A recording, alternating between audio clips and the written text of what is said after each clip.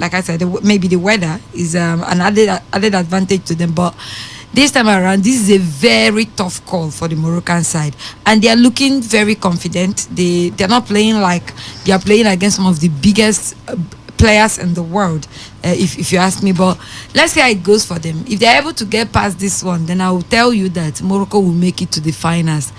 If they get past Portugal, I think Morocco will be at the final. I mean, if they get past Portugal, there's just one game left. That's why I said it's a 50% probability already of them making it to the final if they get past Portugal. So for me, I think it's a huge call, but I still think Portugal and Argentina will be at the finals. All right, well, it could be a long night for Morocco. They are struggling to keep possession each time they venture into Portugal's half, which is not that often. But fortunately for them, they will be thankful that Portugal themselves have not hit any sort of rhythm. But we're going to be talking, I mean, this is the Nigerian football side of the show where we talk Nigerian football. We're going to be drawing up some lessons from this Moroccan team like we did with Saudi Arabia. Now, after that penalty shootout victory over Spain, the coach of Morocco said that every Moroccan is Moroccan, because there was so much fight about his inclusion of foreign-based players and foreign-born players into the national team. Now, Achraf Hakimi, who scored the winning penalty, of course, plays for PSG, began his professional career with Real Madrid. He's one of 14 out of 26 Moroccan men out of the 26 squad that's born outside the country. Now, Yassine Bounou, the goalkeeper, was born in Canada. Regragui himself was born in France. And, there's so many other players who weren't born in Morocco. So, in the same way, we are looking at, we are bringing in the likes of Joe Aribo, Alex Iwobi, and the likes, people who were born brought up in either the UK or Wales or wherever they come from, and they come into the Super Eagles team because they are unable to break into their starting 11 of their respective countries, or the countries of their birth. Henry, let's start from this. When we talk Nigerian football, Super Eagles football, most of the times, many people call for why exactly are we not seeing our home-based talent, the homegrown talent, as part of the Super Eagles setup. But here's Morocco with 14 out of 26 players in the World Cup, and 14 of them weren't born in Morocco, didn't grow up in Morocco, were raised out elsewhere, and they've been brought into the squad by Walid Regragui. When you're talking about 14 out of 26, that's players born there. That's not adding players that, even if they were born in Morocco, that are still playing their trades outside. You're talking about only about 4 or 3 local-based players based in that team. And we know what it's like in their league. You're talking about all of them play for Wydad Casablanca. And I've been shouting and saying this right from time when they talk of the Super Eagles always looking for foreign players coming up, or always looking to try and get 1 or 2 players of Nigerian descent from there. And you talk about, a lot of people say the North Africans homegrown, and I'm like, no, the North Africans do the same thing. Maybe barring Egypt that we see literally everybody born in Egypt. It's a rare thing for Egypt, yes, that is it. But when you're talking about Morocco, Algeria, Tunisia, well, it looks like just a little issue right there involving Bruno Fernandes and the Morocco goalkeeper Yassine Bounou. A collision, and a collision between both players, and Fernandes is down. It's definitely not anything to worry about. But of course, play will have to be momentarily suspended just to be sure that it's not a head injury to both players. Both players are back on their feet, and the game will continue. So, like I was saying, it's all about, look at Algeria. You're looking at the Algerian team. You're talking about over 14, 16 players in that team, born in France. Morocco, now the players they took to this World Cup, 14. That's removing Amin Harit that got injured before the World Cup started. Tariq Tissoudali that also got injured before the World Cup started. 2 names that would have definitely been in this squad if they hadn't gotten injured before the World Cup started. So I mean, that's adding 2 more names. It's about, we've gotten these players. How do we make them play as a unit? Coaching is very important. Regragui, fantastic coach, won the CAF Champions League with Wydad Casablanca, and was CAF Super Cup winner also with that same set. They lost the CAF Super Cup to Berkane, sorry. But he's a coach that understood what he needed to do. He understood Moroccan football. As much as you're bringing these foreigners or these foreign-based players, he understands Moroccan football. He himself was born and raised in France and played in France. And yes, he was part of their 2004 AFCON team. He played as a right back for them, but he understood what it meant to play for Morocco and was able to mold this team and enable them fight for the Moroccan national team. Also, the FA has done a lot to make the environment very conducive and very good for them, and they have the passion to play for Morocco. So these are all the factors that have culminated into them doing as well as they have. Look, let's tell ourselves the truth. You might want to complain foreign-based players when it comes to Nigeria in our scenario, but we all know that there's a lot of shenanigans and a lot of problems that are always associated with our FA and with our national team, and it makes the players not necessarily ready to give 100% because you're talking about unpaid bonuses. You're talking about trying to influence decisions within the team when it should be the coach making such decisions and all those things. We saw a typical example when Ogenye Onazi was on the standby list for the AFCON, was on the provisional list for the AFCON.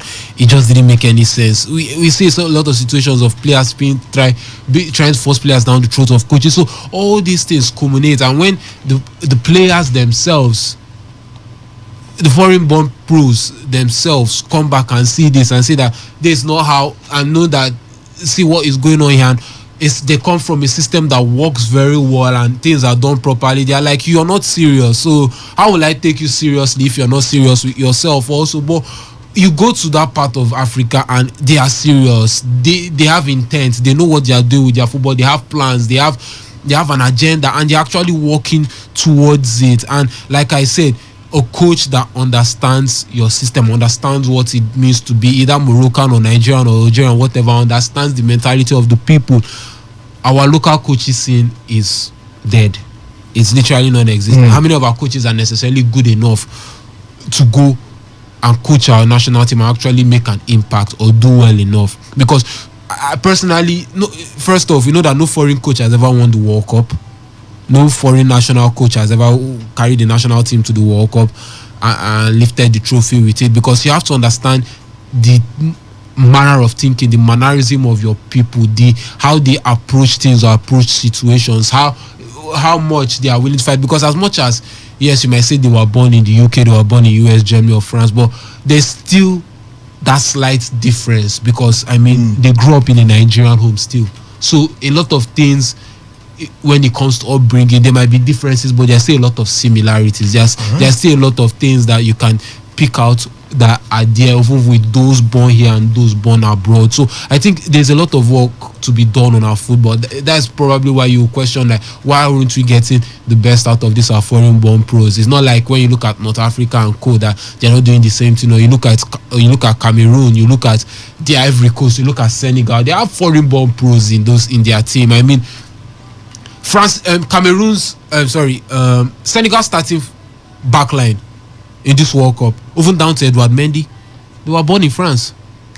Nampalys Mendy was born in France. So you're talking about all these players who are not even born in Senegal, but they're able to give their best. It's about, the organization and the work also put in by the FA to make the environment conducive and make these players willing to play their hearts out for their country, just as much as you want to put a lot of blame on them and say that they are not doing enough. I think a lot needs to be done by the FA. More needs to be put in to make the environment much more conducive for them. All right, so let's take a look at the Morocco squad and some of the players born outside Morocco. For Yassine Bonu, he was born in Montreal, Canada, and the man already has 48 caps for Morocco. Mounir Mohammadi was born in Kuwait, Spain. Ashraf Hakimi was born in Madrid, Spain. Mazraoui was born in the Netherlands. Romain Saiss was born in France. Sofiane Amrabat was born in the Netherlands and even represented Netherlands in under 15 level. 4 caps for them.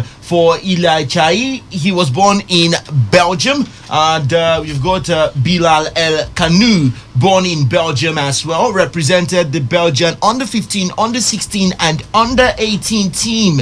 And for Hakim Ziyech, he was born in the Netherlands, represented Netherlands in under 20 and under 21 level before switching his allegiance to Morocco. Anas Zarouri was born in Belgium with 14 caps for the their youth team.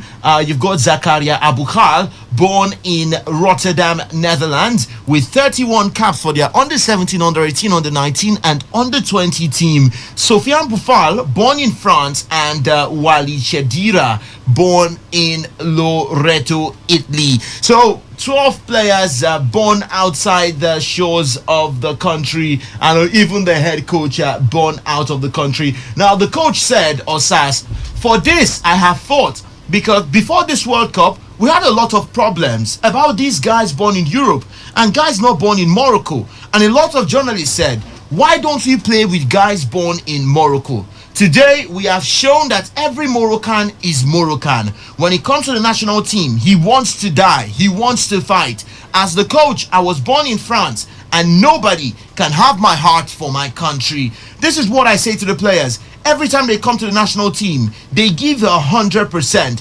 What is good is that players are born in Germany, Italy, Spain, France, the Netherlands, Belgium.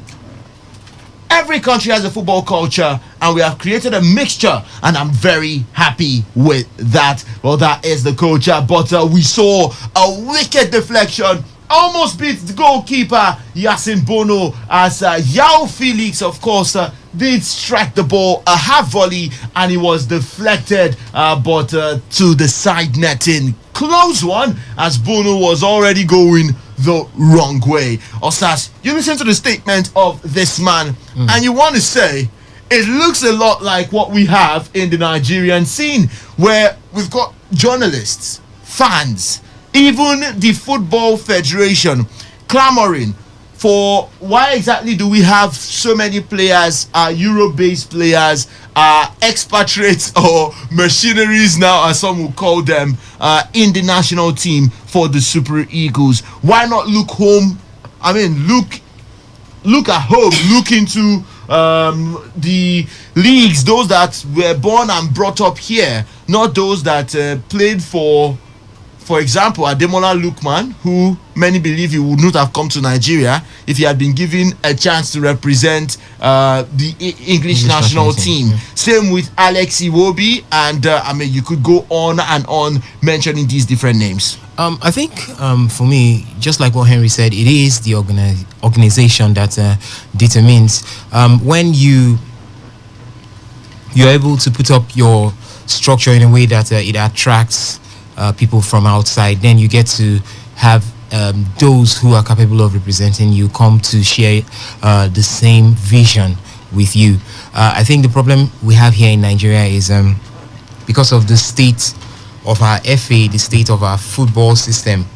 A lot of persons who, after they've lost their first, second, or third chance, decide to the Super Eagles of Nigeria, football in Nigeria here is more or less like a dumping ground where anyone who has been dumped will just find his way in. I think journalists keep crying over it because when they look inwards, they believe that the ones representing who are not doing so with wholeheartedly, or who are not full of vigor, or who have 100% quality, we have those here better, and that's why we usually have the cry for getting those who are in here to represent the country. Now you can see the Moroccan setup because of the way they have been organized. You can see that their league is actually very well organized. If I may decide to call some names, definitely you have the Casablanca teams over there. It's not something that anyone can just look from outside and say, yes, even if I'm born out, I can just stroll into the Moroccan national team, because you've got quality even at home. Do you understand what I mean? And in Nigeria here, we've got quality at home, but the system does not allow quality at home to thrive. I think when we decide to have a proper setup, then we'll begin to solve the issue of should we be taking players from outside, or should we just stick to players right here? We actually have some players here that also have the same kind of drive we have from these Moroccan players. I know Joe Aribo is one of them. He wasn't born here, but you can see that he carries the identity of a true Super Eagles player. Others, as mentioned, maybe those who just got into the team by coincidence or maybe after being dropped once or twice from other countries, or maybe they might not have been able to cut it in these other countries, and that's why they turn to Nigeria. But I think basically what we need to do is to ensure that our system is properly organized. Coming from the home scene, let there be proper organization. Coming from the selection criteria, let it be properly organized. Then we can begin to make progress the same way Morocco has been making progress. If you look at this team, if you look at it way back 5-6 years, yes, they were there, but not at the top 1 or 2 spots in Africa. But right now, Morocco sits at the 2nd spot, and coming to this championship, they've actually had a smooth run, even in their friendlies, beating strong teams like Chile and the rest of them. It shows progression. They've been able to build themselves from somewhere. They understood that they needed to get to this point, and this is why Morocco is at this point now, very close to getting into the semis of this year's FIFA World Cup. It's what we expect from every African country. All right, what is expected of every African country? Well, Morocco have been knocking. It seems like they've decided that they wouldn't sit back anymore. They will try to venture off and attack and see what comes out of it. And we saw the standard Liège player Selim Amala just narrowly he had a chance, but hit the ball straight to the goalkeeper. But even before that one, some fine work done in that left-hand side. Amala found the ball at his feet, but he just ballooned it way above the crossbar. 36 minutes already gone in that game, and there's been no much talking point per se from the match, as it's been a rather balanced one. Both teams are attacking and also defending in their numbers, but you've got to give it to Hakim Ziyech, Queen. It looks like in this World Cup he's been a different player entirely, and the former coach Ali Hozic had some issues with Ziyech, and we saw Ziyech retire from the national team. Walid Regragui came in and brought Ziyech back into the team. Does this say that sometimes the players might be right? Who should the FA be standing with? The coach or the players? The coaches or the players? Well, the coach is always the head of the department. He's the one, or should I say, the director of the department. And but like life itself, we're not always right. And I just think that they just need to strike the balance. At some point, you should sometimes listen to what the player is saying. Sometimes the players might just have a point, but the fact that this is a coach, he's probably even in age, he's the senior or the elder to the player, experience-wise. Some of them might have, played this game, and most times we just give them too much credit, and we forget that these players too have gone through some stages in this game, and have, by experience, they've had some level of understanding of the game.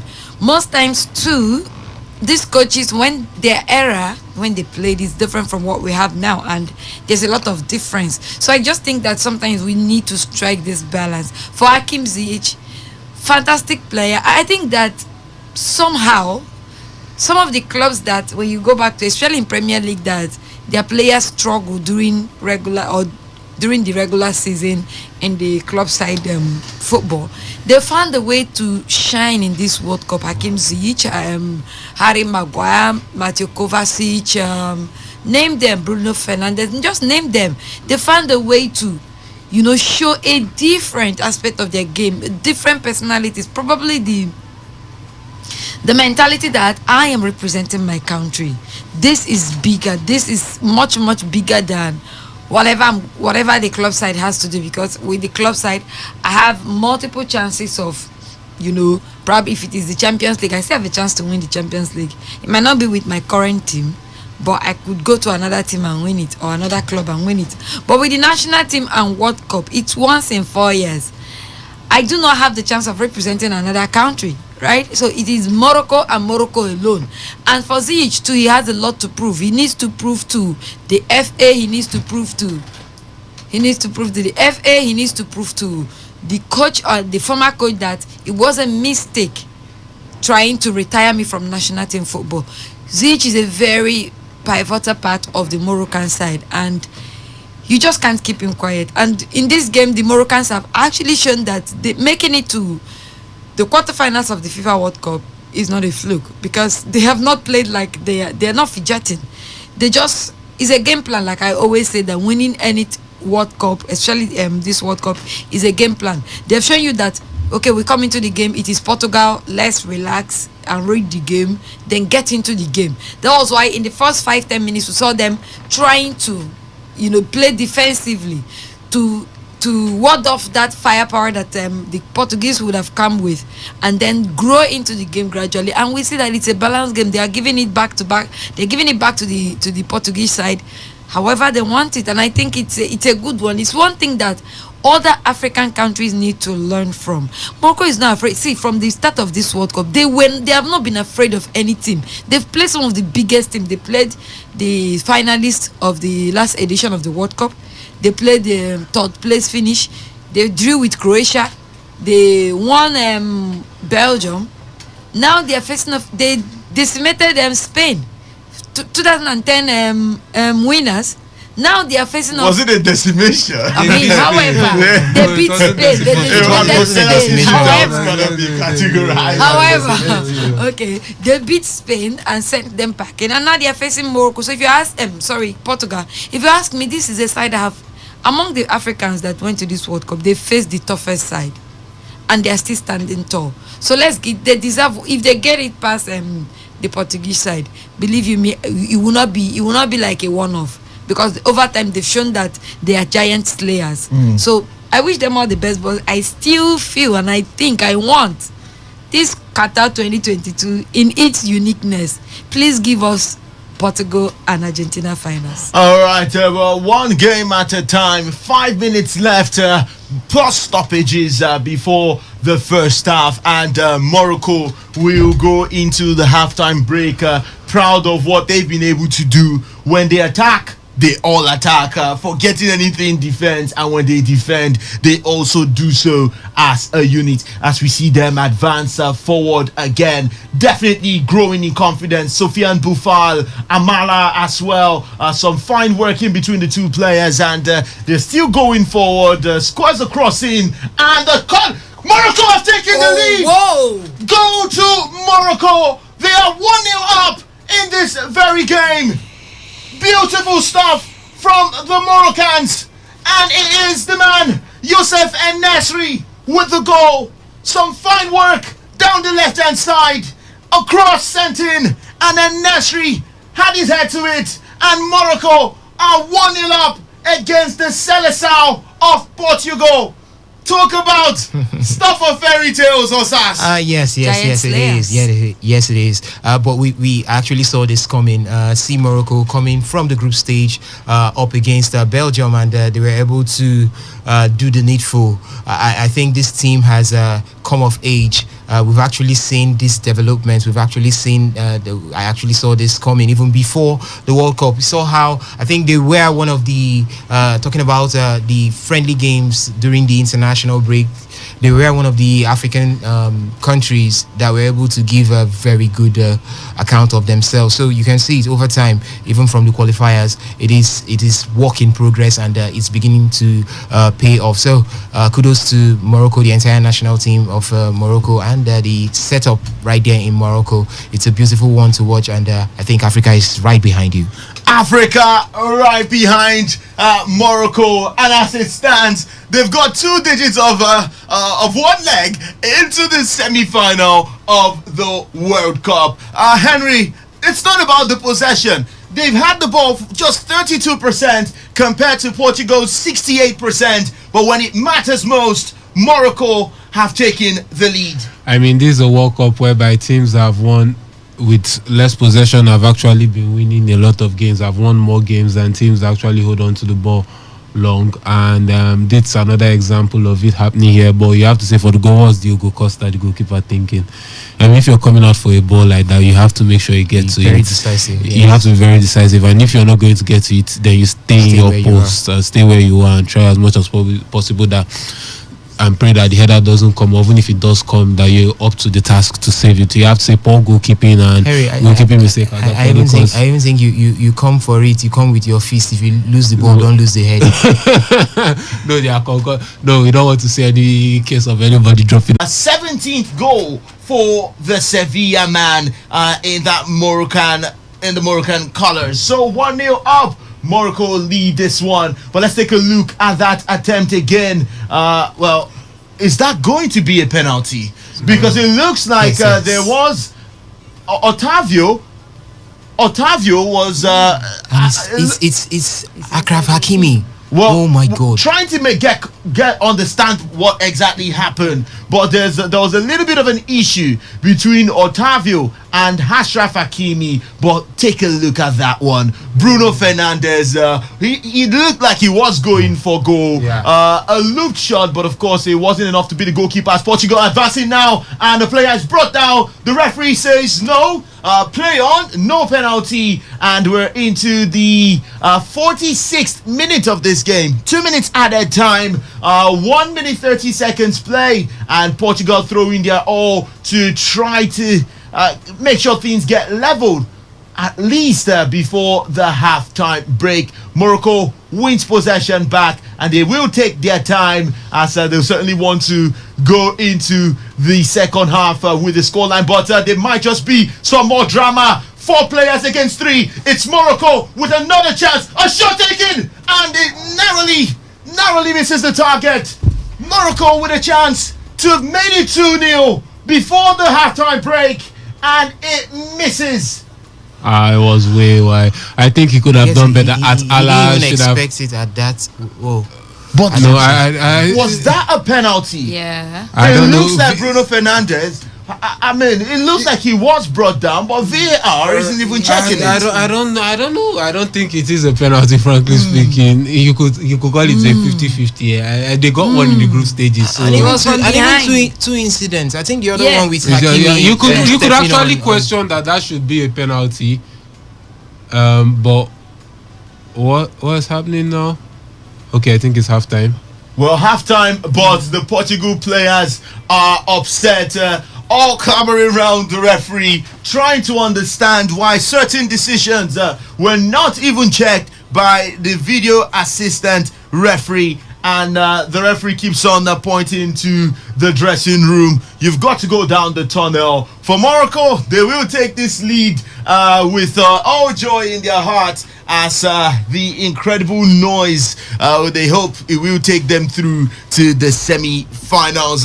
Let's go to the phone lines. Get your thoughts and your reaction. First 45 minutes done in that game between Morocco and Portugal, and it is Morocco leading Portugal 1-0. Who makes it through to the semis? Will Morocco make history as the first African nation to do so, or will it be Portugal bouncing back in the semi or in the second 45 minutes of this very match? 0817 00 951 0817 00 951, and you can also reach us on the other number. It is 0810 9510 951 0810 9510 951. We also talked about the similarities between the Morocco squad and that of the Super Eagles of Nigeria. You've got several players, 12 of their 26 players that are currently in Qatar were not born in Morocco. They were born outside Morocco, born in Europe, but they are making the difference. And the coach says every Moroccan is a Moroccan, regardless of where you were born. Let's get your reaction. 0817 00 951 or 0810 9510 951. Alternatively, you can send us your text or WhatsApp messages to the number 0701 933 9962 0701 933 9962. We've got some messages here. This one says now we need those North African antics they use in destroying Nigerian teams in the CAF competition. Africa United. That's Frank from Rumukurushi sending that one. Well, I must tell you that they are certainly doing the antics right there, as it's been reported by several persons in the in the stadium that whenever Portugal wants to take a corner, the Morocco fans, they all came in with whistles, and they keep on whistling so hard that the Portugal player doesn't hear when the referee actually blows his whistle. So for every attempt, Morocco are whistling so hard in the stadium. They would always bring in those antics, and it looks like it's working in their favor. Alonso from Port Harcourt Sentiment is saying, please, what time is England versus France today? Well, that game comes up by 8 p.m. And this one said, Asitonka Wellington from Okrika says, I told you people, Morocco, first win for Morocco. Well, it's not a first win. They have won other games in this World Cup. But if you mean a first quarterfinal win for Morocco, then I'll certainly take that one. Thank you so much for your reactions. Henry, before we move on to other discussions, what do you expect to change in these first 45 minutes from, or the second 45 minutes from the Portugal perspective? Perhaps Ronaldo brought in. Definitely, I expect Ronaldo to be brought in. Because Ramos has been silenced. Carlo Ramos has been swallowed. He has been swallowed in the game. Look, it's not Switzerland. It was a very difficult game, man. With all due respect to Santos, I think he messed up in that aspect, because he needed. I would have probably started Ronaldo in this game, because I needed my most experienced and lethal and potent forward. Yes, Ramos scored a hat-trick against Switzerland, but personally, I felt it was just one game, and two games are not the same. Morocco were never going to do what Switzerland did. Definitely, it wasn't going to happen, and we're seeing it here now, and it's not been good enough from the Portuguese nine. And also, I think we need to try as much as possible to cut down on the long balls, try and build the ball steady with shorter passes, and try and walk and shift and drag Morocco out of position. And Bernardo Silva and Bruno Fernandes have to stamp the authority more on the game. And maybe Ruben Neves might have been a bit of a stretch. Maybe William Carvalho should have been in this game also. I felt William Carvalho had giving himself. So I've been impressed. Yeah, no, I think William Carvalho in the midfield, because I think Morocco has found it easy to transition or in the counter attack past Ruben Neves. So I think it's one of the things I was looking at and maybe saying that Santos did do well. All right, let's go to the phone lines. Yes, hello. Victor, good evening. Good evening to you. My name is Ernest. Ernest, welcome to the show. Victor, I think I see Morocco is trying. They are doing perfectly well, and having watched them so far, I think they have not considered. They have just considered one goal. Yes, and it was an own goal. One goal, even when they play five penalty shootouts, they refuse to concede goal. So looking at it, I believe Morocco could carry this deal, and I wish, I pray it should be so that all the African teams will believe on themselves that they can be able to do it. If Morocco can be able to make it to semi-final, I think we can believe in ourselves that if Morocco can do it, we can also do it. So from here we can pick it up. Thank you. Right. Thank you so much, Ernest, for your contribution. Hello, good evening. Hello. From Okrika. All right, welcome. I told you first half winning for Morocco. It's a clear compact. And a first half winning, 25,000, first half winning. I'm waiting for the full-time winning. Thank you, God bless you. All right, thank you so much, Wellington from Okrika. Queen, before the call, you had something to say. Yeah, and you talked about changes to be made. I think, the thing is, you don't have to bring Cristiano Ronaldo into this game right now. I mean, because I felt like at this point, let's not forget that he will come in as the biggest player, and then it will become an all eye on him. Yes, it's going to cause distraction for the Moroccan side. But what if the Moroccans decide that they're not going to look at Cristiano Ronaldo and go about their thing? So let's just let him continue with the setup. I think the mistake was not even playing. Oh, and look at his reaction. I think the mistake was not even playing Joao Cancelo as in one of the right hand side of the defense right now, because I feel like you have some of these players who have played in top teams, who already have the experience. putting them on the bench is actually not, it's not called for. I always say these things. Portuguese coach and England coach are the problem I have with these teams. They have some of the best legs when you talk about playing football. They have the stars, but how to set them up to get the result. Although they are not playing badly, but I think if Cancelo was in that defense setup, it would have been a different case. Allowing this guy Nasri to take that kind of a shot, I don't think it would have even given him the opportunity to. But it is what it is. Let's see how it comes. I feel like at this point, the pressure is much. Maybe you shouldn't just bring in Ronaldo immediately. Just give them, like, say, next 10-15 minutes into the second half, they can now see how you could, bring him in and change or tweak your formation a little bit to bring him in and bring some of these experienced defenders, because right now the morale is really very high on the Moroccan side and they want to do everything. I might not even see them going back to defend this goal. All right. I think they'll still go out to get more goals for themselves. Well, it's 1 goal and 45 minutes left. You certainly cannot defend the next 45 minutes. Yeah, I think Morocco will definitely want to manage this game properly. They will just want to sit a bit back and try to hit on the counter. It may not be an outright defensive approach to it, but I know they may be looking at two things: trying to hit on the counter, and secondly, trying to use some delay tactics. Is something that is very common with the North African sides. Let's see how it goes from here. I think for Portugal, the only magic you can have right now is to throw Ronaldo into the entire setup, because I think Ronaldo himself will be eager to jump into this, because it's going to be another way to prove or shut critics up if he comes in here and he's able to do the miracle to deliver Portugal at this particular point in time. For me, I think that will be eminent. We will be seeing Ronaldo coming very, very soon. For Morocco, just sit back, relax, and let's see if we can see this through. Well, the confidence was certainly building for Morocco, particularly in the midfield.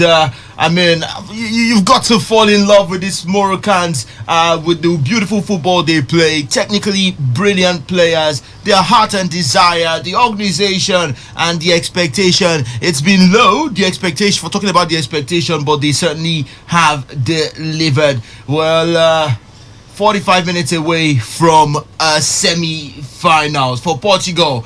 They've got the next 45 minutes to find a way through this Moroccan side, who have only conceded once, and that was an own goal in the first 4 matches, despite playing Croatia, Spain and Belgium, and they are facing the best counter-attacking team in this tournament and playing in a stadium which is full 80% with Moroccans. I mean, it looks like the whole of Qatar, just like the coach said, all of Africa is behind Morocco. So even the Qatari fans are now putting on Morocco jerseys. And I mean, a particular site tagged Morocco as the side with the best fan base and the loudest fan base in this World Cup, because they have been really, really loud cheering for their own team. We've got 45 minutes to see how these things, or if things will change in this very match.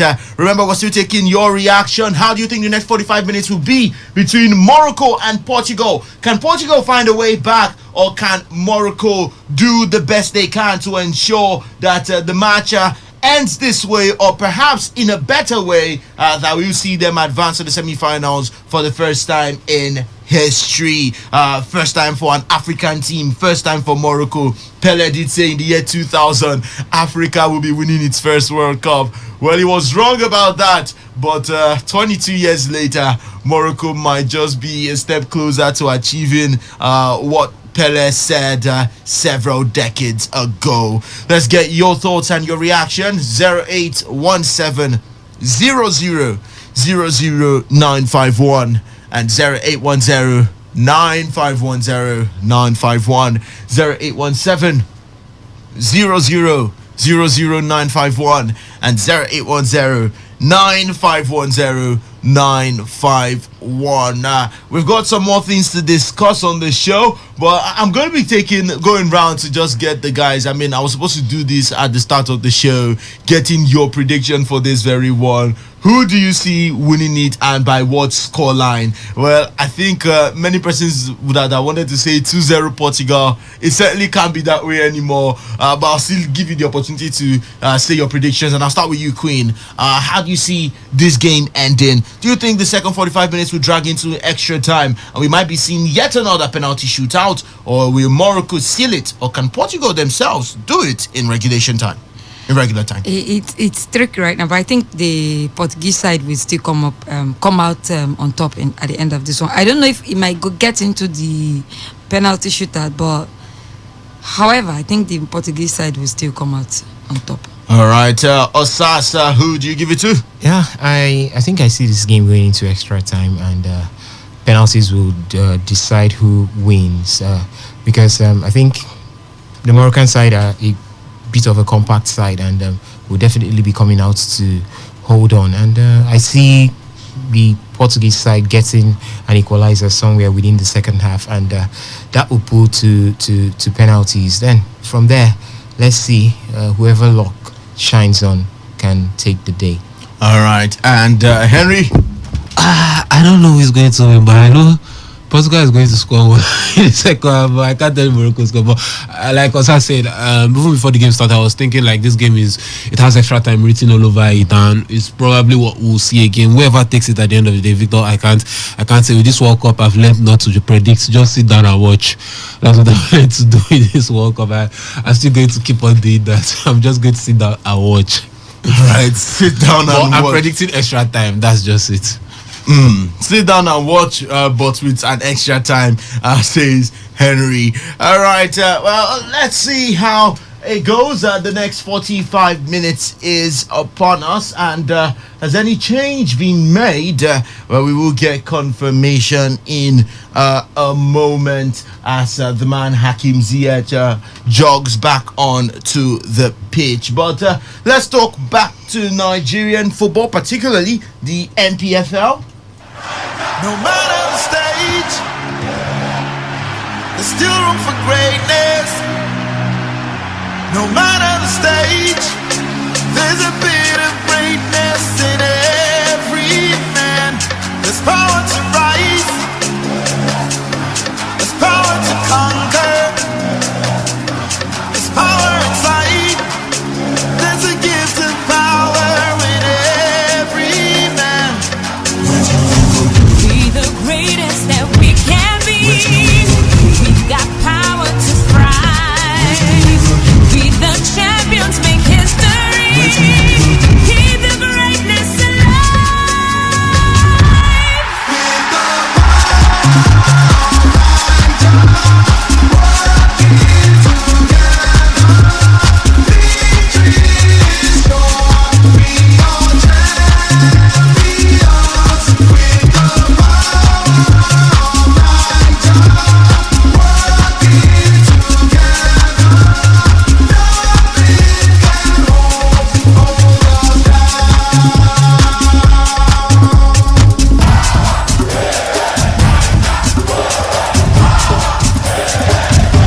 the world is the stage, and we are the players.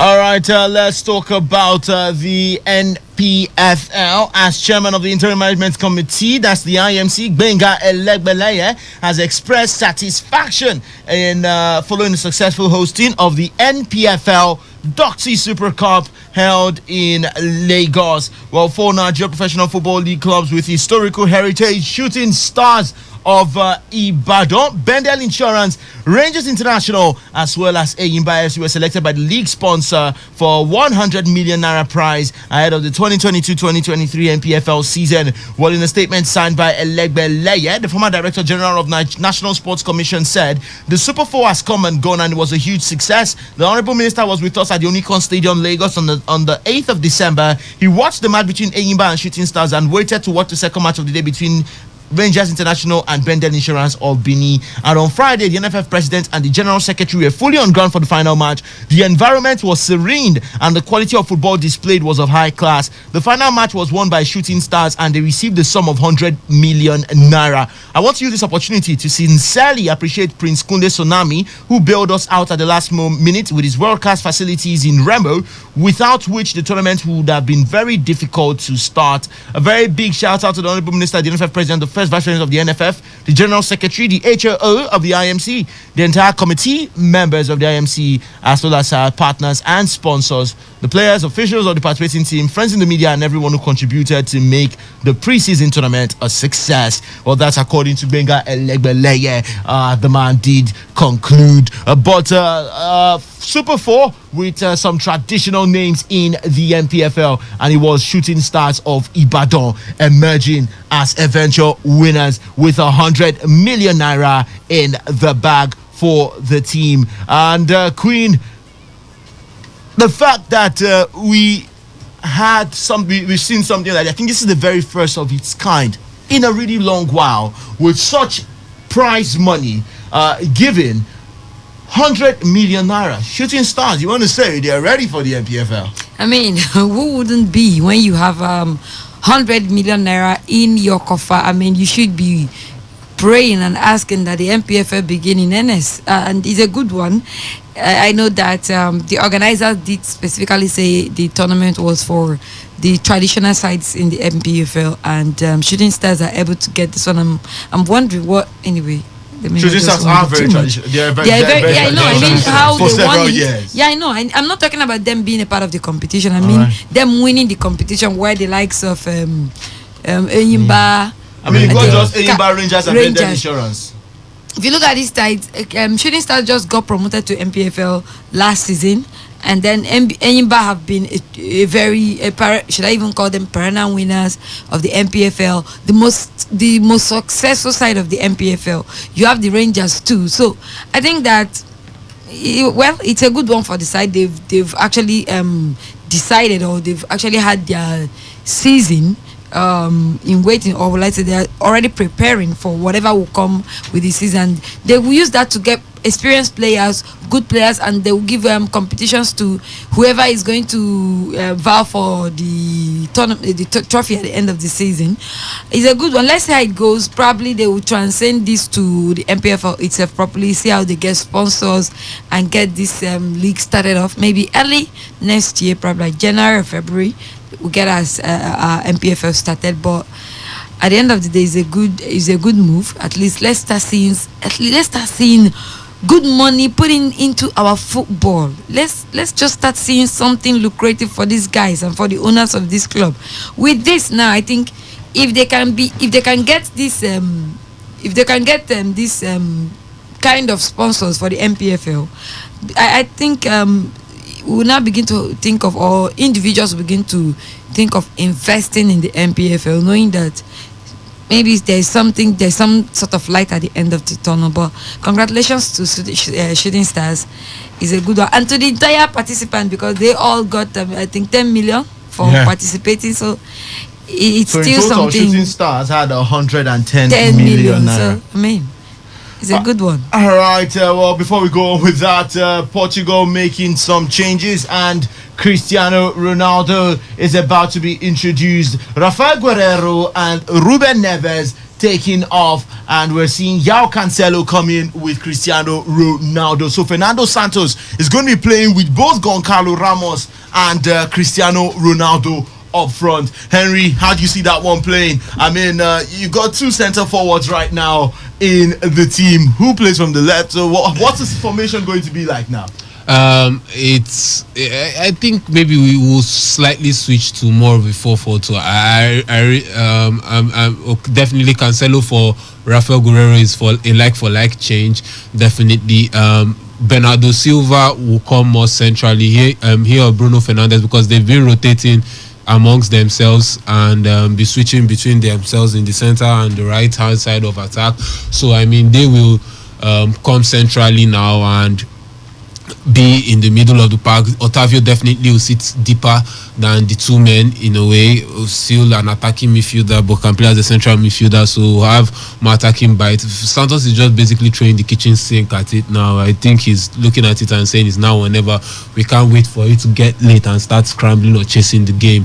I mean, if we do score a goal and we score a second, all fine and good. We can set up again to start defending. We can bring up a defensive-minded player to help protect our back four. So I think now he's just thinking about getting the equalizer first, and playing Ramos and Ronaldo in the same game. He's definitely going to add more bodies into the box, trying to whip in more crosses, trying to put the ball into dangerous areas, because it's been easy for Morocco to actually deal with the crosses and the balls into the box from Portugal. So I mean, a man with the presence of Ronaldo, and also Ramos is hovering around there somewhere also. So I think they're trying to add more bite to their attack, and as much as possible with the creativity of Felix, Bernardo Silva, Otavio and Bruno Fernandes behind them, trying to create a lot of chances for those guys as well. All right, 196th cap for the man CR7, and he hopes that his presence in the pitch will make some big change for this Portugal team. But Osas, going back to the NPFL, the fact that this new IMC and the leadership were able to get a sponsorship that could award the winners of a 3-day tourney with 100 million naira, and every participating team with 10 million naira. That's already 140 million naira. Now we also saw MVP award, highest goal scorer award given, and it was like a million naira each. I mean, you've got to applaud the IMC, and if they're able to do this, it means we should be expecting bigger, better things when the NPFL resumes. That's if the NPFL resumes. Definitely on a normal playing ground, we are supposed to be expecting better things, but I think the question for me is, yes, this money is, what is it?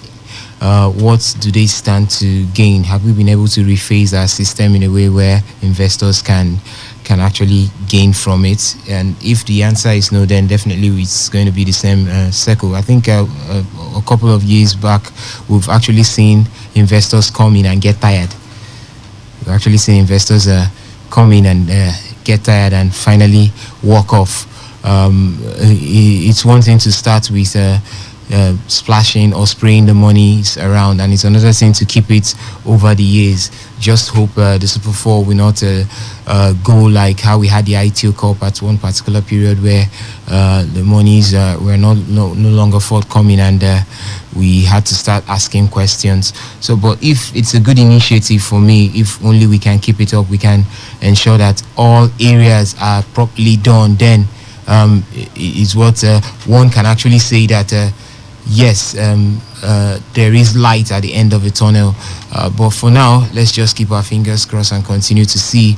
Maybe we'll see the impact when the NPFL comes in, because I believe if we have actually looked at so many things going on around us, then it's high time we started doing things right. All right. Now, Harry, is this a competition that we're going to be seeing yearly? The four traditional teams, or do you think it should be remodeled as we go into different editions? I mean, it's all down to the organizers and what they feel and is, the sponsors as well. And the sponsors, what they feel is best, what feel will draw more attention to it, and what they feel will give it some razzmatazz and some, you say, glamour, add some glamour to it. We could end up seeing it still sticking with the four traditional teams, it depends, or it could end up being the top four teams from the previous season in the league. Whatever they decide, but at least you're throwing something out there, you're putting something with value out there, and that's what matters. How it evolves and grows is down to them and what they feel will be best for it, because next season we could see a change to the approach to what they want to do. 2 seasons time, the same thing. So I think it's just basically down to the organizers and the sponsors. All right, down to the organizers and the sponsors. It is still 1-0 in favor of Morocco in that quarter-final match, and we've seen some moments for both sides as Portugal have had their fair share of chances going forward, as well as Morocco, and it looks like a serious injury for Romain Saiss as he's stretched out of the pitch and is also taken out of that very game. Well, we hope to get some confirmation on what may have resulted in that very one, but Romain Saiss has been stretched out of the pitch and it doesn't look too good. I initially thought it was some time wasting antics by the Moroccans, but certainly doesn't look too good. The man can't even walk out of the pitch. He had to be stretched off. I think it's too early for that. It looked serious because Saiss did go down in their last game against. Well, a chance for Ronaldo, and it is just it was Ramos who went for that one. Beautiful stuff from the Portugal team, and it was a header that was rather wide. I mean, that's the position you'd expect to see Ronaldo in, and we would have to get used to that switch. It seems like Ronaldo is playing in the right. And for Romain Saiss, he's actually in tears now. I mean, he did have an issue in the last game against Spain. He went down holding his hamstring, the back of his thigh, and now again looks like it's the similar position or similar place. And well, it's like I was saying, it was too early for time wasting antics, and you could see that because we know that this World Cup, if you do waste time, definitely it's going to be added. Is going to be added to the clock during the injury time that the referee is going to bring up, and it was just not necessary for now. And Romain Saiss, their captain, a very key and important figure in this side. It's very sad for the Moroccans that they have to lose such an important and influential figure at this time of the game. All right, sad for the Moroccans. Hopefully they will be able to hold on without Romain Saiss, but Osas, there was a chance for Portugal. and Ronaldo ended it. But it's these are some of the things that we usually look at and we say age has come through, because I know at some point in time, you just Ronaldo will never let such go. It will happen, and you look at your screen twice again to know if you're actually watching football or something else. But it happens. Age is no longer in his favor any longer. We just hope that the Portuguese team will be able to find something here, because I think with the time or the clock ticking, you're going to be seeing the antics coming from the Moroccans very soon. By the time this sets into the 75th minute, now you get to see delays, and tempers will fly, and maybe cards will be flashed. We just hope it doesn't go to that. Let's all be settled properly before time. Yeah, that's it. All right. Well, we'll be keeping our eyes on that one as the clock strikes the hour mark. 60 minutes gone, and it is still Morocco leading Portugal by 1-0. Remember, you can send in your reaction via text or WhatsApp to the number 0701 933 9962, 0701 933 9962. And the phone lines are also open.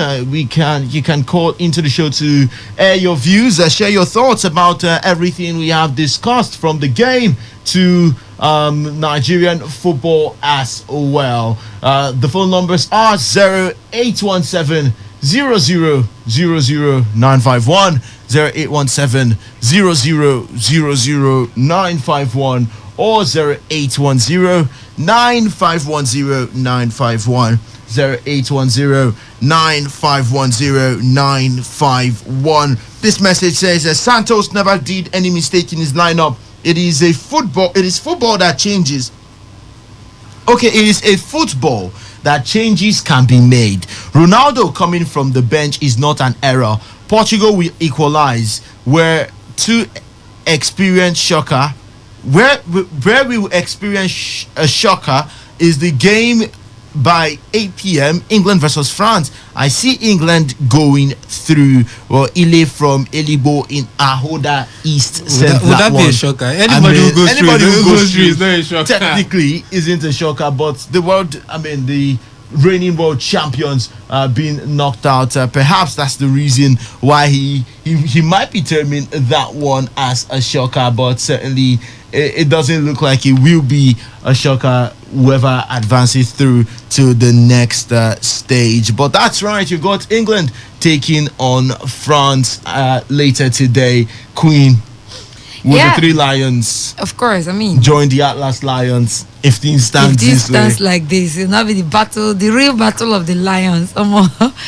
the last battle of the lions, it was the Three Lions that eventually came out winners. No, they those put ones, three past the Teranga Lions of Senegal. Yeah, one for each lion of England. But then let's see how it goes. But for the France and England match, I will still say what I said again when it was Croatia and Brazil. It's not going to be an easy one, yes, but I think the English national team will make it past the French national team. The reason is because if you look at the way this English national team plays, if you shut up what's his name now, if you shut Kylian Mbappe from, or you shut the supply from getting to Kylian Mbappe, then definitely you're going to a great extent stop whatever it is that the French side are going to do. So I think, but for the English national side, they have everything going for them. Their young players have been fantastic. Jude Bellingham, Bukayo Saka, what's his name again? Even Phil Foden when he comes from the bench. So I think it's going to be a fantastic one for the English national team. But it's not going to come easy. They have to fight it out, just like the Croatian side did against Brazil. But let's see how it goes. It is the best tournament so far. This is the best World Cup that I've seen. This is the best for me, from the organization to the way the matches are turning out. You cannot just say, you can't just stick, you cannot just say it is going to be like this and it ends that way. So, but it's a good one. Let's see how it goes. England, for me, England all the way. All right. Until they meet, if they meet Atlas Lions, then I'll change my mind. And it looks like Regragui is going ultra defensive. It looks like that's Bada Benoun and Wali Chadri coming in. So the goal scorer Enesri is taking out, Enesri and Amala that are going as out, well as Amala, and yes, it is Chidera and Bada Benoun, who is coming in to replace so they are three centre backs on the field now. And it is defend till thy kingdom come for Morocco. Well, there's so much time. 25 minutes. Can you defend for 25 minutes against a Portugal team with so much attacking options? Goncalo Ramos, Cristiano Ronaldo, João Felix, Bruno Fernandes, Bernardo Silva. How do you defend for the next 25 minutes plus stoppage time against these different players? Well, we wait to see if Walid Regragui will have an answer to that very question. But Osas, later today, you've got England against France. Is it going to be the current world champions, bowing out, or can Gareth Southgate make it through to the semi-final back-to-back again? For me, I think the question is how well would anyone be able to stop Kylian Mbappe, because the young man has been on fire in this particular. But is it all about Mbappe? Because it's actually not all about Mbappe, but I think that is where the steam comes from. When the odds are down, the man picks it up from wherever it is and decides to take it up. We've looked at him throughout, and we've seen exactly what the man is capable of. That speed, I think it has to do with it is going to be a battle of speed, physique and stamina.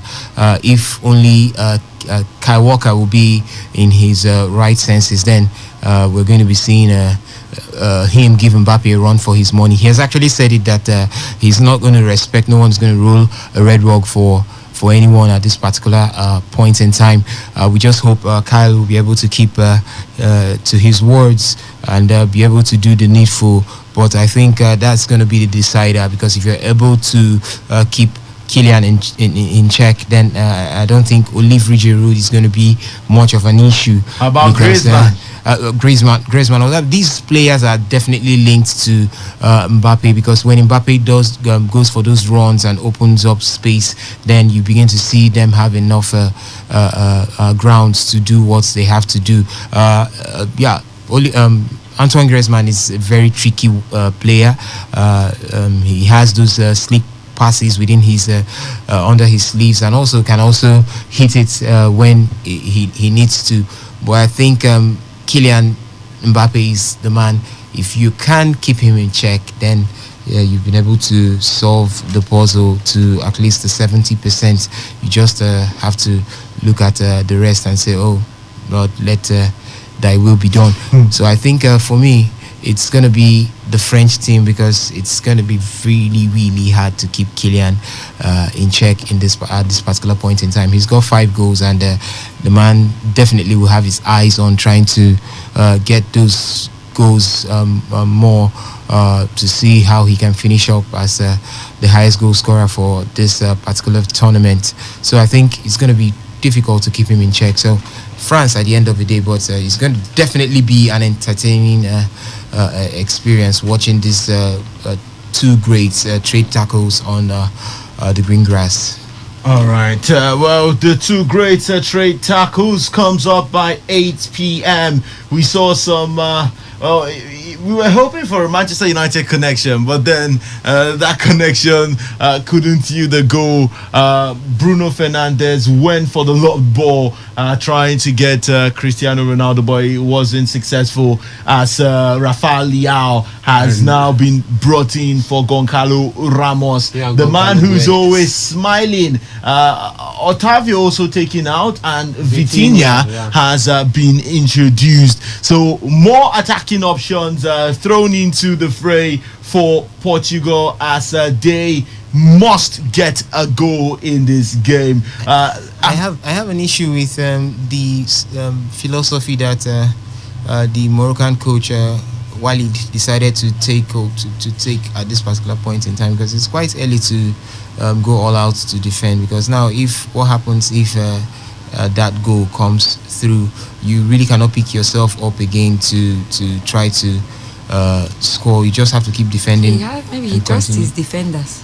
You can't trust. The North Africans are the worst set of people to actually go down against, because I mean they have a knack for just seeing out victories like this. It's their hallmark. We all know how frustrating it is when you go. Even when Nigeria played Tunisia, how frustrating it was. We were still doing the play with a man disadvantage, but I mean they were picking us out very well on the counter attack, and they defended very well. They know how to do all these kind of things. It depends if you do not have the required arsenal to ensure that you do this. But just watch now. It's going to be cards, and maybe a red card, and before you know it, the game is balanced. Well, it's a first yellow in this very match with Davy. Is that Ashraf Davy? Ashraf Dari.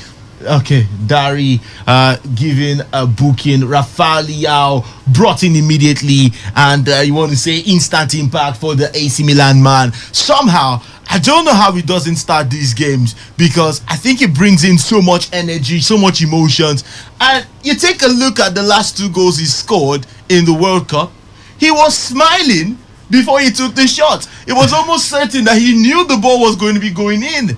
I think maybe he will be smiling again today, but the man, he has this swagger, this uncertainty. He's a powerful runner, skillful also, and has an eye for goal, has a nice shot technique also. So I mean, he's a fine footballer, Rafael Leao, and you have to say he has that X factor about him also, something that you say maybe Portugal are lacking a bit different from what Joao Felix would offer up front.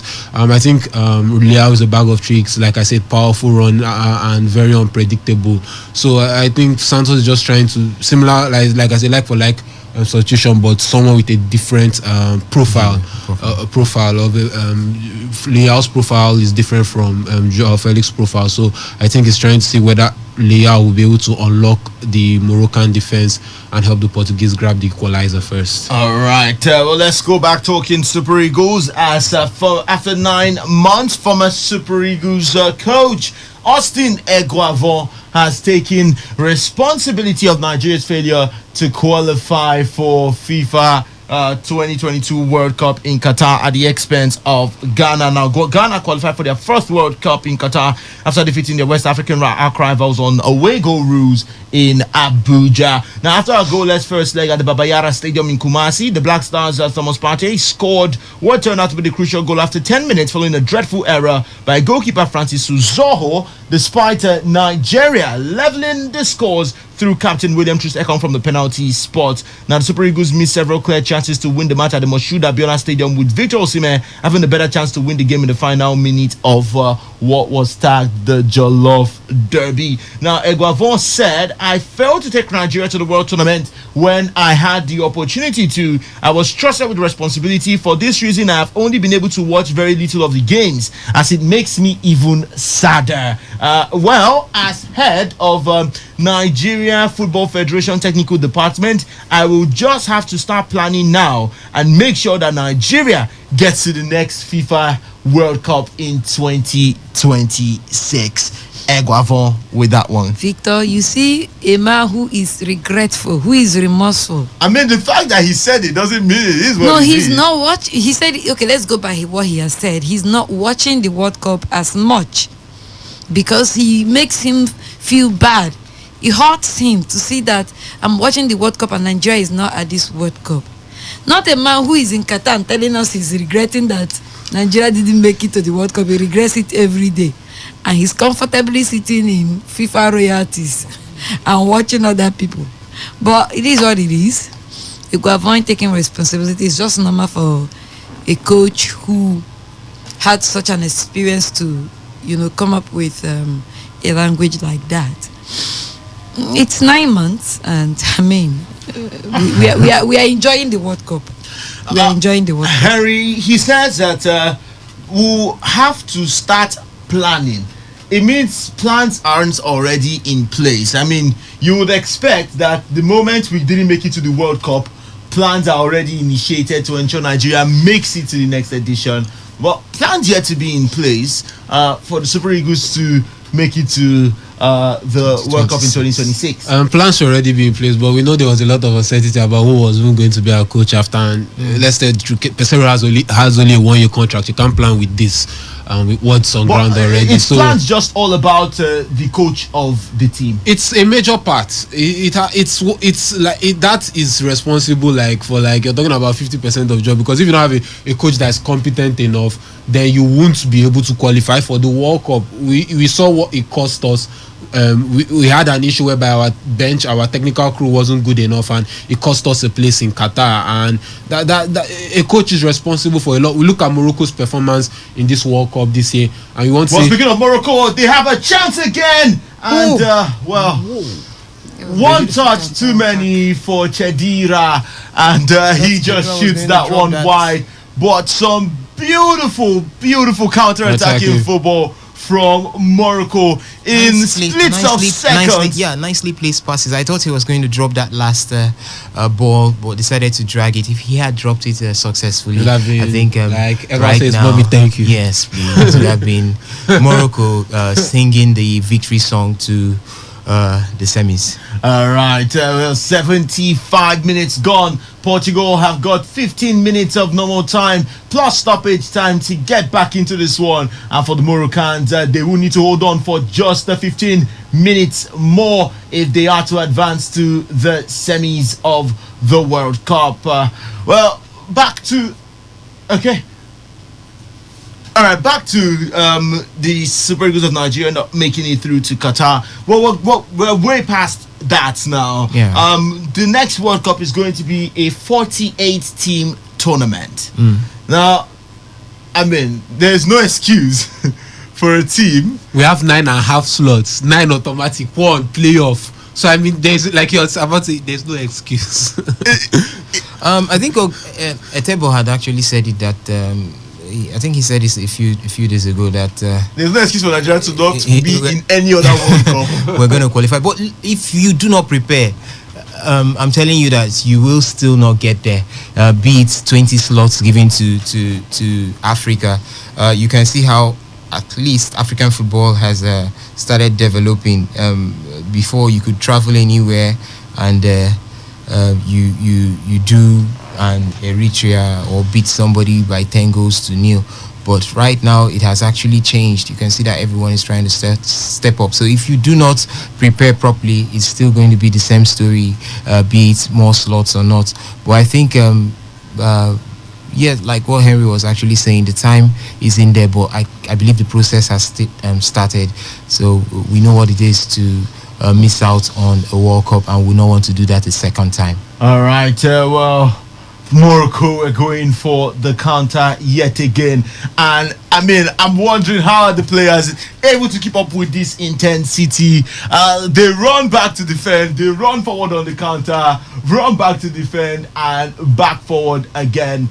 And Hakim Ziyech is currently down. The referee pointing to his watch and telling Ziyech, I don't pause time. If you like, lie down. We'll simply add it back when it's stoppage time. But take a look at that opportunity again for Morocco. Plenty of space, and Chedira had the opportunity to actually drop it for Ziyech, who was not Okay, so I think that's exactly what he tried doing, but the ball didn't hit the right. Yes, it didn't come off properly.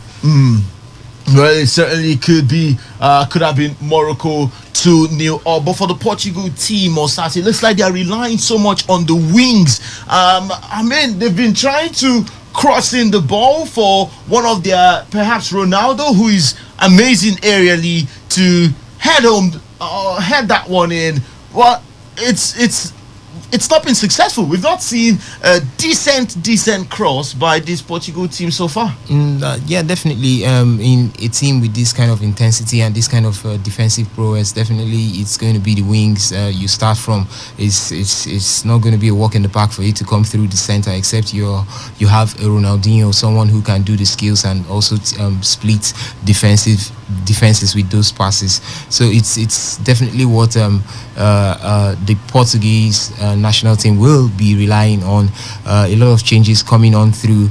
It's just everyone trying to see how to have a change, and that's exactly what they're working towards, and hoping that within the available time it could be. It's just a battle. The same thing at the Moroccan side, where they are trying to lock up or keep every ball from going into or close to the 18-yard. It's a battle, and let's just see how it pans out. We just hope that yes, the better team will win.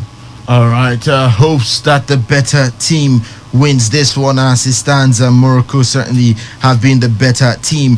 Okay, from Port Harcourt sends a message saying, hello guys, Morocco will beat them 2-0 to qualify for the semis. And this message says, so una goats go come out for World Cup with only one goal. Yeah, well, talking about Ronaldo, who has scored just one goal in this World Cup, and that came from the penalty spot. This message says that okay, I believe that this was probably for the first part, so I don't really know if they took this message, because I can see Victor. Do I hear you say Portugal is better than Spain and Belgium? I mean, I never said that, so I believe it was from the very first part, but I'll still take it. Says Victor, do I hear you say that Portugal is better than Spain and Belgium? Be reminded that about a month ago, Spain defeated Portugal in the Nations League in Lisbon, and Portugal didn't play anything. And this same Euros, Belgium defeated Portugal in the last. Belgium defeated Portugal. Portugal have not played a tough side. This is their first test. Well, I like the fact that Morocco are now being regarded as a tough test for Portugal. Well, Hakim Ziyech taken out, as well as Sofiane Boufal, and we're seeing two players brought in for Morocco. The referee admonishing Boufal to leave through the nearest exit. Buffalo says, chill. I'm going to take my time. And Yahya Jabran and Abukar. As well as Abukar brought in defensive again to see off. Jabran.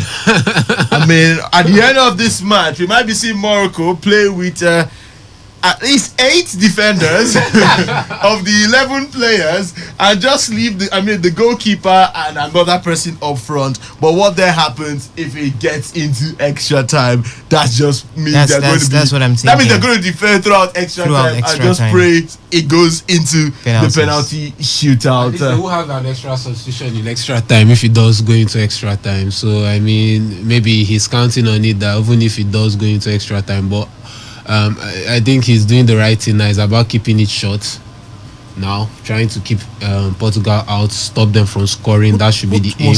All right, 9 minutes left. And a chance! What a save by Bono! That has got to be from the build-up one already. of the saves of the World Cup. Beautiful stuff. Yao Felix gave the ball to Ronaldo. Ronaldo laid it back to him, set it nicely, and a left-footed curler was just tipped above the crossbar by the goalkeeper Bono, and it will be a corner kick for Portugal as we're into the last 7 minutes of this game. That is without regulation time. It goes out for a throw. Portugal take it quickly as they hope to build on this very intensity. But when we talk about amazing goalkeeping, we've seen a lot at this World Cup. Bono had an impressive game when Morocco faced Spain, even saved some penalties in the process, and yet again he's pulled off a very fine save to ensure his side are still in this one. I think if Morocco does make it to the quarterfinals, I don't care. Bono wins the golden, makes it to the semi-finals. Bono wins the golden boots for golden gloves for me. I don't care even if they don't make it to the finals, because the performance from this man this World Cup has been immense, and he's only considered 1 goal all competition. But there is Livakovic somewhere. But I think clean sheet is the first criteria, right? So I think he has already considered 1 goal all competition.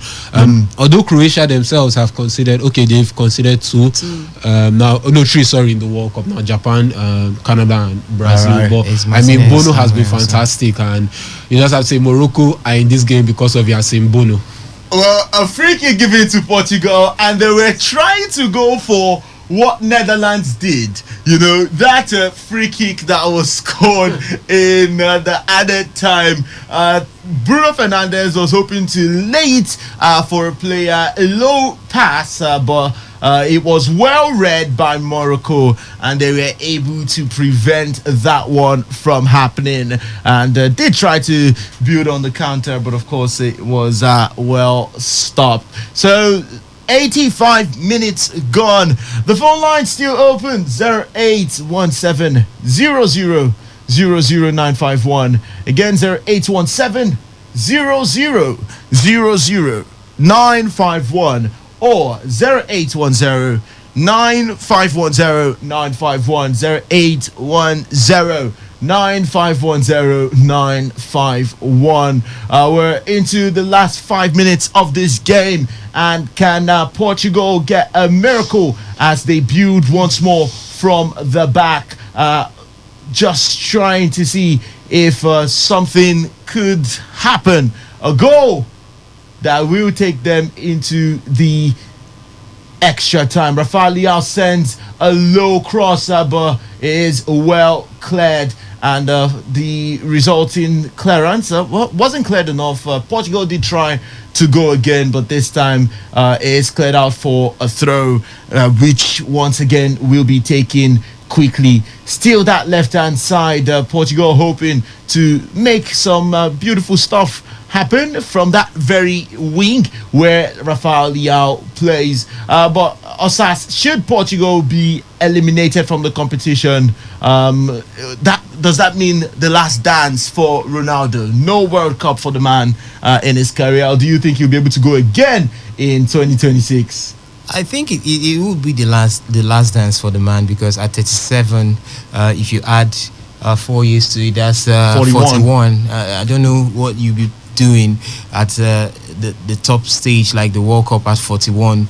You're not a goalkeeper like Edwin van der Sar. I think now the Portugal players on the bench seem to be saying that that should be a handball. I mean, we could even see those on the bench trying to understand why the referee isn't checking that one. Well, the referee says it's a corner kick. We're still waiting to see a replay of that very incident, but no replay shown. The corner kick is taken quickly, and it looks like play will continue as nothing happened. Definitely, the Portugal players are disgruntled as we've got a yellow card shown. But hopefully, we get to see a replay of that very incident. But Vitinha, who was brought in the second half, has been shown a yellow card for clearance that just hit the thighs. Well, the Moroccan fans are already celebrating. They're already through to the semi-finals. 4 minutes left. 3 minutes, maybe that's 3 minutes now. 3 minutes left, and you can hear the coach, Walid Regragui, giving instructions to the captain of the side. You've got to hold on for the next 3 minutes. Morocco 3 minutes away from making history, becoming the first African team to qualify for the semi-finals of the World Cup. Amrabat yelling instructions to the players as they all go forward for this corner kick. If they score a goal, I mean, that seals it, you want to say, because I do not see the possibility of Portugal scoring 2 in a space of 2 minutes. But Portugal building up the attack once again, hoping to get that all-important goal. And the wings still not working for Cristiano Ronaldo. He's been kept silent in this match. The same way Goncalo Ramos was quiet, or was made quiet. I mean, we haven't seen. Queen, do you disagree? Yes, I do. He might not have scored the goals, but we've seen the impact of Cristiano Ronaldo in this game. He's created a lot of chances. Here Ramos were feeding us scraps, and they are still feeding us scraps. Portugal haven't created, frankly, they haven't created anything clear for Ronaldo Ramos to feed off. No clear chances. I mean, himself as an individual, he has an impact. The only impact there was the pass he gave to João Felix to hit that. See that crossing before that went to the corner kick. Okay, but I think more would have been expected from Ronaldo since he came in. But I think for me, he has not really been able to hit it that hard. It's still the same, trying to gather those chances to see if you could get the goal. Portugal haven't had the shot on target in the fourth minute of this game. Morocco playing as a unit. They go up front as a unit. They return through the midfield and back also as a unit, trying to limit every loophole or lacuna for anyone to use up against them. All right. Well, just 90 minutes already on the clock, and the Moroccan players are out of their seat. They can barely sit no longer, waiting to see how many minutes of added time will be given. Well, we've seen some stoppages in this second half, so at least it should be at least 5 minutes added time. Rafael Leao now at that left-hand side, trying to get it into the 18-yard area. He succeeds in doing that, but it is cleared by a Moroccan head. And of course, Portugal back with the ball. The referee says play on as Morocco is dispossessed, and a chance, one-on-one opportunity. Could this be it for Morocco? That was what a chance by Chedira. He had the opportunity to square that one or take the shot, and he simply went for. He was offside. He looked offside. But that would have still the flag went up. That would have delayed a little bit. Ronaldo with a chance. Ronaldo takes a shot, and Bono saves that one. Well, Portugal have their second shot on target. Bono has been really, really impressive. 8 minutes of injury time. 8 minutes added.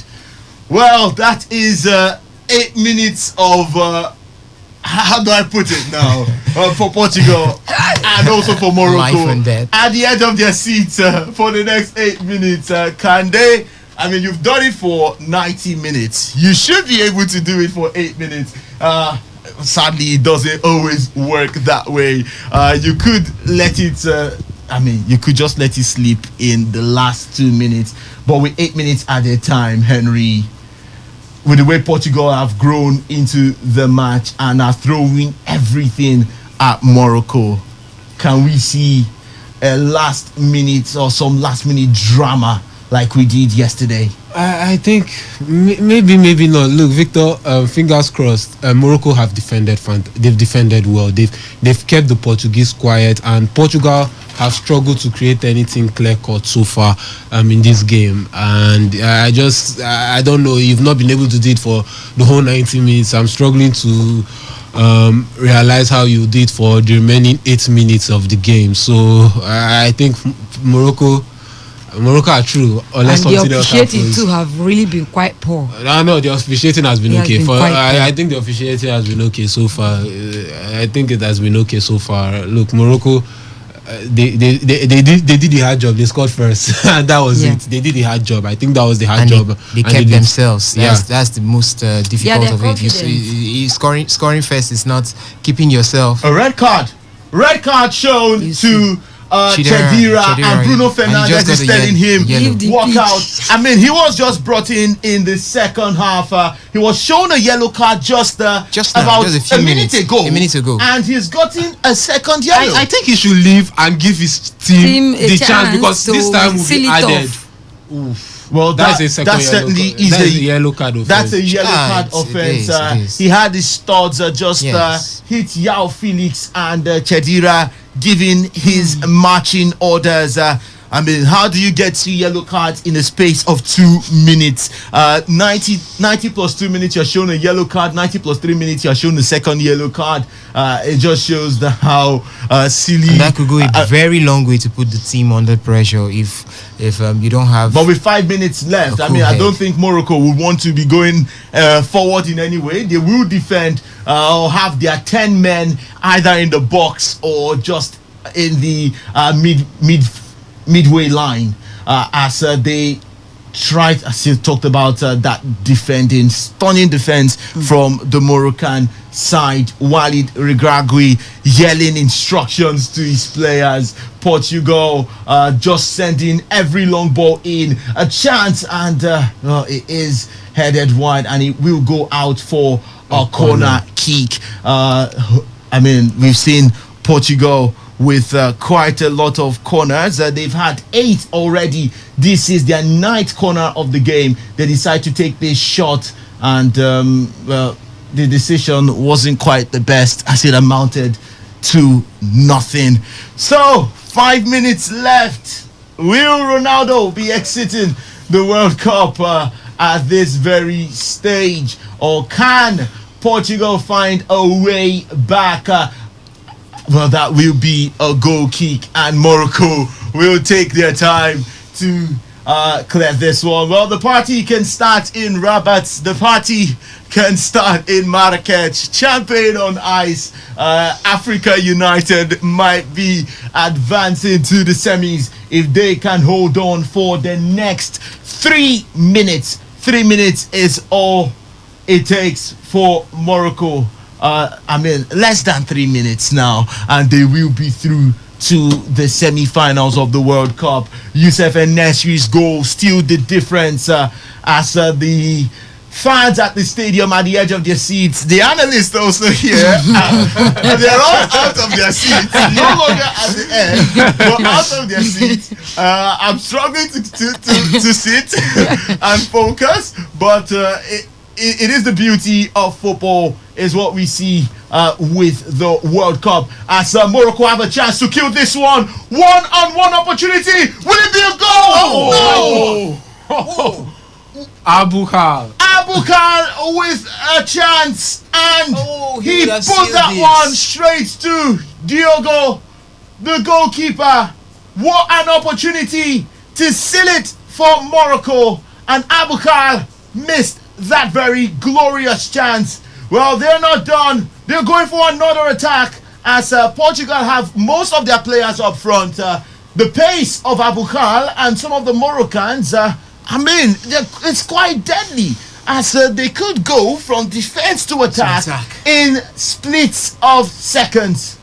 And the beauty of it is how they place their passes. You actually look at it and you feel it's not going to get there, but it's getting to its target. The beauty is it's just a beauty to watch. Morocco have actually grown into something formidable. All right, Morocco. They are now 1 feet and 3 digits into the semi-finals of the World Cup with just 90 seconds to go. A chance, the ball sent in, and there's no one to make contact with it. Rafael Leao wins possession, and he sends a crossing and a header by Pepe. That's the end. And it goes wide. Victor, it will be a goal kick for Morocco. They can breathe for a moment. Rafael Leao sent that cross. Pepe's header goes out for a goal kick. And Morocco will take their time, as it is almost certain that they are through to the semi-finals of the World Cup. Despair on the face of Ronaldo. Anticipation, eager anticipation for the Moroccan fans at the stadium.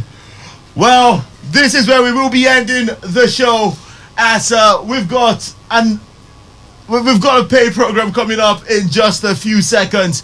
Big thanks to Henry Ogugwo, to Osas Osage, and also to Queen Chikezie for their time on the show. Of course, we'll be back by 1 p.m. for the marathon edition of Today's Sports Live. 1 p.m. to 6 p.m. We'll be talking everything sports. 1 p.m. to 3 p.m. that is everything sports. And from 3 to 6, we'll talk Nigerian football and also football in general, bringing you all the updates. A goal kick again for Morocco. It's already 8 minutes on the clock, and it is certain Morocco are through to the semi-finals of the FIFA World Cup. Good evening. Keep it locked on this dial. Today, 95.1 FM. No matter the stage, there's a bit of greatness in every.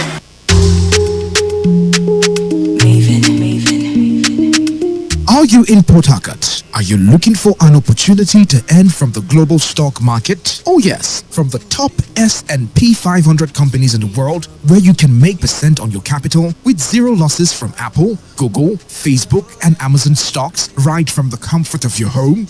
Then Create Your Wealth Conference is tailored for you, where you will be exposed to the world of index stock market and the QZBD AI trading technology. This conference holds on Sunday, 11 December 2022 at LA Kings Hotel, Stadium Road, 1 p.m. to 5 p.m. For seat reservation, text QZ to 0806 177 7375 or 0905 265 7082.